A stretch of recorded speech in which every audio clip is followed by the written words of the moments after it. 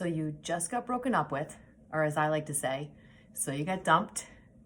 And this is a really tough process. It's really hard to go through. We're gonna start right at day one, what to do when this happens. And this is really for people who got broken up with.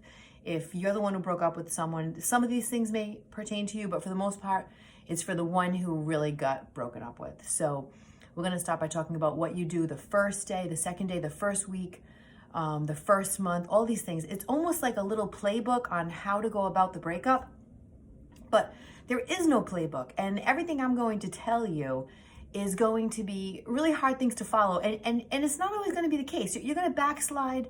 You're going to go back and forth. Some ideas will stick, some won't, but you'll still be healing. So keep that in mind. Even if you try to do certain things, they may help speed up the process a little bit. But in the end, it's a grieving process. You're going to grieve. A breakup is one of the hardest things you're ever going to have to go through, and I really mean that. So you're going to go through the grieving process just as if someone had passed away, and it is a long process, and it is not the same for any two people. So don't think just because someone else went through it, you're going to go through it the same. You're not. You're on your timeline, and don't be upset with yourself if everything isn't working out the way you wish it would. Don't be upset if you go 1 or 2 weeks and you're feeling really good, then you have a terrible day where all you do is cry.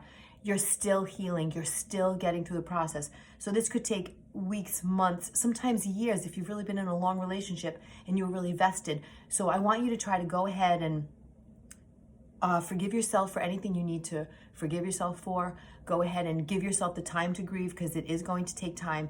But follow along with me. I'm not a therapist, but I've been through a lot. So my experiences may just help you.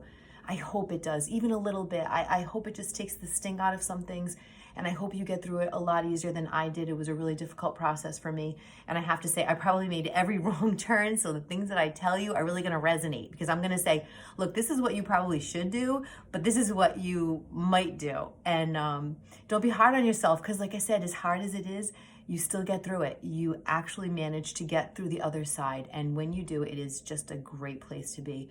And I know right now you can't see that. You think you're always going to be in this grief. You're always going to think about that person morning, noon, and night. But I promise you, you're going to go some days where you don't think about it, even if it's just for half an hour. And you're going to be so surprised and so shocked. You're going to be like, I can actually breathe again. And this is true. So you're going to piece more and more of those good days all together until you have a good week, and then a good month, and then a rest of a good life. You have so much to look forward to. There's so much on the other side of this for you. So just know that it's going to take time. That's the biggest thing I want to get across to you. It is going to take time, a lot of time. So if you put that in your mindset right from now, I think it makes it a little bit easier, because you know that it's not going to be an overnight thing that's going to happen. It is a process. It takes time.